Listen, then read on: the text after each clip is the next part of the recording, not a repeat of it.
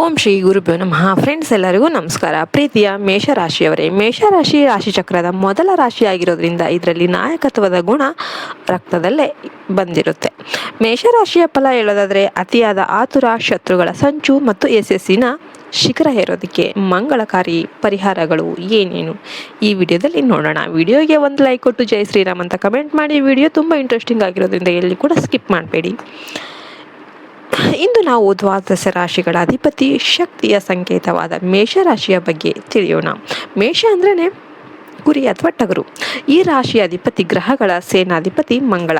ಮೇಷರಾಶಿಯವರು ಅಂದರೆ ಅಗ್ನಿ ತತ್ವದವರು. ಇವರು ಯಾವುದೇ ಕೆಲಸಕ್ಕಾದರೂ ಮೊದಲು ಧುಮುಕುವ ಸಾಹಸಿಗಳಾಗಿರ್ತಾರೆ. ಆದರೆ ಬೆಂಕಿಗೆ ಗಾಳಿ ತಗುಲುವಂತೆ ಅವರ ಜೀವನದಲ್ಲಿ ಒಂದು ಶತ್ರುಗಳು ಮತ್ತು ಅಡೆತಡೆಗಳು ಹೇಗೆ ಬರುತ್ತೆ ಮತ್ತು ಅವುಗಳನ್ನು ಗೆಲ್ಲೋದು ಹೇಗೆ ಎಂಬುದನ್ನು ನೋಡೋಣ. ಮೇಷರಾಶಿಯವರ ವ್ಯಕ್ತಿತ್ವ, ಧೈರ್ಯವೇ ಇವರ ಕವಚ. ಮೇಷರಾಶಿಯವರು ಸದಾ ಚಟುವಟಿಕೆಯಿಂದ ಇರುವಂತಹ ವ್ಯಕ್ತಿಗಳು ಆಗಿರ್ತಾರೆ. ಇನ್ನು ನಾಯಕತ್ವ, ಇವರು ಯಾರ ಅಡಿಯಲ್ಲೂ ಕೂಡ ಕೆಲಸ ಮಾಡೋದಕ್ಕೆ ಇಷ್ಟಪಡೋದಿಲ್ಲ. ತಾವೇ ನಾಯಕರಾಗಿ ಮುಂದೆ ನಿಂತು ಕೆಲಸ ಮಾಡೋದ್ರಲ್ಲಿ ಇವರು ಸಿದ್ಧಹಸ್ತರಾಗಿರ್ತಾರೆ. ಇವರು ನೇರ ನುಡಿ ಮಾತಾಡ್ತಾರೆ. ಮನಸ್ಸಲ್ಲಿ ಏನಿದೆನೋ ಅದನ್ನೇ ನೇರವಾಗಿ ಹೇಳ್ತಾರೆ. ಅದೇ ಕಾರಣಕ್ಕೆ ಇವರು ಎಷ್ಟೋ ಜನರಿಗೆ ಶತ್ರುಗಳ ಥರ ಕಾಣಿಸ್ತಾರೆ. ಇನ್ನು ಆತ್ಮವಿಶ್ವಾಸ, ಇವರು ಅಸಾಧ್ಯ ಅಂತ ಹೇಳ್ತಾರಲ್ಲ, ಅದನ್ನೆಲ್ಲ ಕೂಡ ಸಾಧ್ಯವಾಗಿಸುವ ಒಂದು ಛಲವನ್ನು ಹೊಂದಿರ್ತಾರೆ. ಇನ್ನು ಮೇಷರಾಶಿಯವರು ಮಾಡುವ ಒಂದು ತಪ್ಪು ಏನು, ಆ ತಪ್ಪಿಂದ ಏನೆಲ್ಲ ಆಗುತ್ತೆ. ಮೇಷರಾಶಿಯವರು ಜೀವನದಲ್ಲಿ ಸಂಕಷ್ಟಕ್ಕೆ ಸಿಲುಕೋದಕ್ಕೆ ಮುಖ್ಯ ಕಾರಣ ಅತಿಯಾದ ಆತುರ ಮತ್ತು ಮುಂಗೋಪ. ಇವರು ಆಲೋಚನೆ ಮಾಡುವ ಮೊದಲೇ ಕೆಲಸವನ್ನು ಪ್ರಾರಂಭ ಮಾಡ್ತಾರೆ. ಆ್ಯಕ್ಟ್ ಬಿಫೋರ್ ಯು ಥಿಂಕ್ ಅಂತ ಕರೀತಾರೆ. ಇದು ಎಷ್ಟೋ ಬಾರಿ ಉಲ್ಟಾ ಹೊಡೆದ್ಬಿಡುತ್ತೆ. ನೀವು ಏನೋ ಮಾಡೋಕ್ಕೆ ಹೋಗ್ತೀರಾ, ಬಟ್ ಅದು ಉಲ್ಟಾ ಆಗುತ್ತೆ. ಇನ್ನು ಕೋಪ, ಕ್ಷಣಿಕ ಕೋಪದಲ್ಲಿ ಇವರು ಆಡುವ ಮಾತುಗಳು ಇವರ ಬೆನ್ನಿಗೆ ನಿಂತವರನ್ನೇ ದೂರ ಮಾಡುತ್ತೆ. ನಂಬಿಕೆ ದ್ರೋಹ, ಇವರು ಎಲ್ಲರನ್ನೂ ಕೂಡ ನಾನೇಗಿದ್ದೀನೋ ಅವ್ರು ಹಾಗೆ ಅಂತ ಎಲ್ಲರೂ ನಂಬಿಬಿಡ್ತಾರೆ. ಎಲ್ಲರೂ ಕೂಡ ಶಕ್ತಿವಂತರು ಮತ್ತು ಪ್ರಾಮಾಣಿಕರು ಅಂತ ಇವರು ನಂಬ್ತಾರೆ. ಆದರೆ ಇವರ ಮುಗ್ಧತೆಯನ್ನು ಬಳಸಿ ಶತ್ರುಗಳು ಇವರನ್ನು ಆರ್ಥಿಕವಾಗಿ ಅಥವಾ ವ್ಯಕ್ತಿ ಜೀವನದಲ್ಲಿ ತಗ್ಸೋದಕ್ಕೆ ಸಂಚನ್ನು ರೂಪಿಸ್ತಾರೆ. ಇನ್ನು ಇವರಿಗೆ ನರದೋಷ ಮತ್ತು ಶತ್ರು ಭಯ ಅನ್ನೋದಿರುತ್ತೆ. ಮೇಷರಾಶಿಯವರು ವೇಗವಾಗಿ ಬೆಳೀತಾ ಇದ್ದರೆ ಇವರನ್ನು ಕೆಳಗೆಳೆದು ಬೀಳಿಸೋದಕ್ಕೆ ಬಹಳ ಮಂದಿ ಇರ್ತಾರೆ. ಇವ್ರ ಮೇಲೆ ನರದೃಷ್ಟಿ ಅನ್ನೋದು ಅತಿ ಬೇಗನೆ ಉಂಟಾಗಿಬಿಡುತ್ತೆ.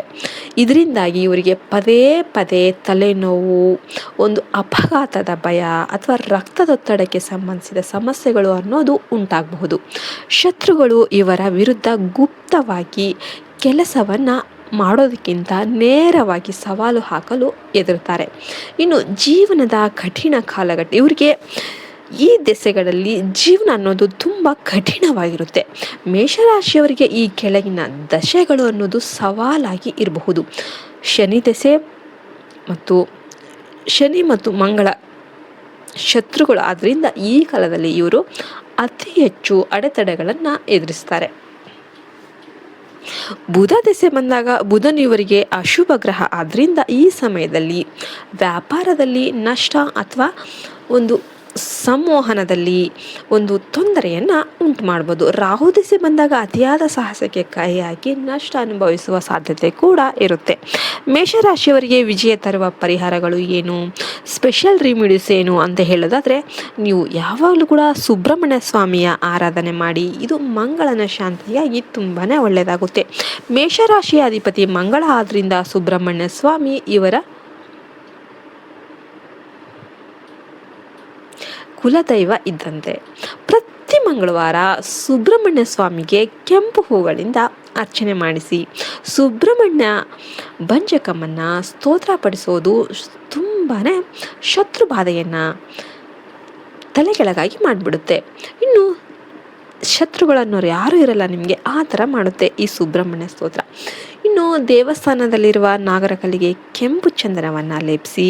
ಇದು ಅತ್ಯಂತ ಶುಭ ಮತ್ತು ಇನ್ನು ಆಂಜನೇಯ ಸ್ವಾಮಿಗೆ ಸೇವೆ ಮಾಡಿ ಮೇಷರಾಶಿಯವರಿಗೆ ಹನುಮಂತನೇ ಭಕ್ತಿ ನೀಡುವ ದೇವತೆ, ಶಕ್ತಿ ನೀಡುವ ದೇವತೆ ಎಲ್ಲವೂ ಹನುಮಂತನೇ ಆಗಿರ್ತಾರೆ.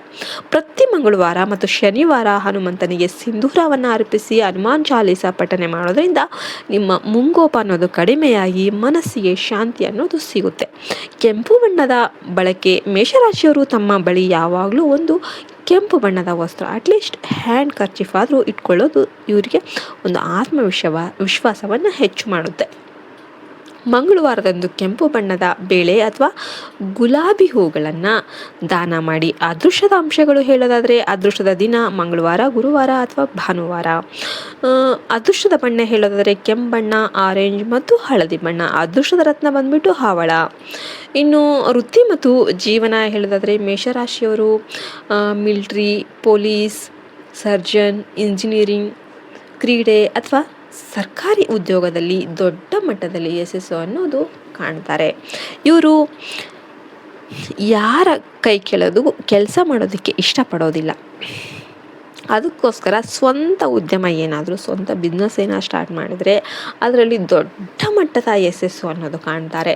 ಕೊನೆಯದಾಗಿ ಹೇಳೋದಾದರೆ ಮೇಷರಾಶಿಯವರೇ, ನೀವು ಹುಟ್ಟುತ್ತಲೇ ಗೆಲ್ಲುವ ಒಂದು ಸೇನಾಧಿಪತಿಗಳಾಗಿರ್ತೀರ. ನಿಮ್ಮ ಆತುರವನ್ನು ಸ್ವಲ್ಪ ಕಡಿಮೆ ಮಾಡಿ ತಾಳ್ಮೆಯಿಂದ ಕೆಲಸ ಮಾಡಿದರೆ ಜಗತ್ತೇ ನಿಮ್ಮ ಕಾಲ ಬುಡಕ್ಕೆ ಬರುತ್ತೆ. ಮಂಗಳನ ಶಕ್ತಿಯನ್ನು ಸರಿಯಾದ ದಾರಿಯಲ್ಲಿ ನೀವು ಬಳಸಿ ಯಶಸ್ಸನ್ನು ಗಳಿಸಿ. ಜೈ ಶ್ರೀರಾಮ್, ಜೈ ಹನುಮಾನ್ ಅಂತ ಕಮೆಂಟ್ ಮಾಡಿ ಮುಂದಿನ ಹೆಜ್ಜೆ ಇಡಿ. ಜೈ ಹಿಂದ್, ಜೈ ಭಾರತ್ ಮಾತೆ. ಹರಿ ಓಂ ತತ್ಸತ್. ಸರ್ವೇ ಜನೋ ಸುಖಿನೋ ಭವಂತು.